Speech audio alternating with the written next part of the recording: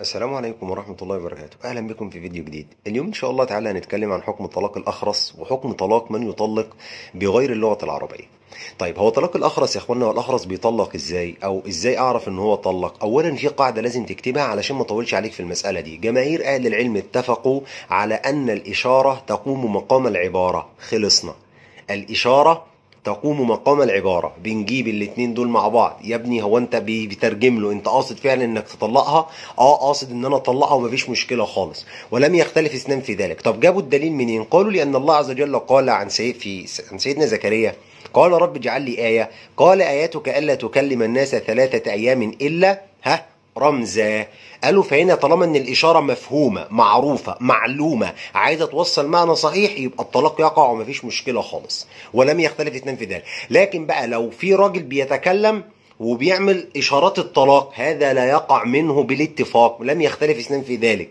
لو انت قادر على الكلام وبتعمل بالاشاره لا يقع منك، الا طبعا لو في مشكله، انت عامل عمليه في بقك في لسانك مش قادر تتكلم، حصل عجز، فالضروره هنا تقدر بقدرها، والضروره على قدر الحاجه في المقدار ده بس. طيب، المسألة التانية: هو أنا ينفع أطلق بغير اللغة العربية؟ اللغة العربية لازم إن أنا أطلق باللغة العربية ولا أي لغة عادي؟ اكتب القاعدة المتفق عليها أو القواعد: العادة محكمة، واكتب الأمور بمقاصدها، واكتب المعروف عرفا كالمشروط شرطا. يعني ايه الكلام ده؟ ايه القواعد اللي انا بقولها دي؟ يعني احنا بنتعارف الى اعراف الناس طالما ان مفيش دليل من القرآن او من السنة او من اللغة العربية وما بيتخالفش الشرع، ساعتها انا برجع لاعراف الناس، اشوف الناس بتطلق ازاي. فلو مثلا انا نزلت قعدت في مصر عند اهل ايجيبت، وواحد قال لمراته ايه: بيبي اي ديفورس يو، العيال اللي هم الميكي دول، يعني هل الطلاق يقع؟ ايوه يقع ومفيش مشكله خالص. ولذلك القاعده بقى في العقود، بعد ما كتبنا القواعد دي، القاعده الام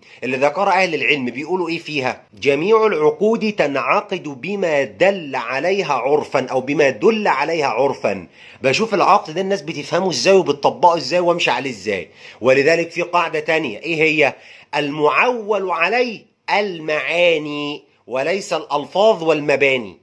أنا بشوف المعنى هنا في العقود. أنا هنا قصدك إيه؟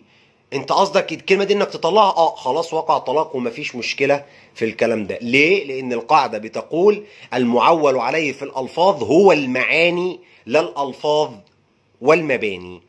انا بشوف المعنى اللي انت عايز تقول ايه. فانت لو قلت لها مثلا انت طالق، او لو انت مطلقه، او اي ديفورس يو، الكلام ده كله بالانجليش او بالفرنش او بالكلام ده كله، يقع الطلاق ومفيش مشكله خالص. ودي القواعد اللي بيستند اليها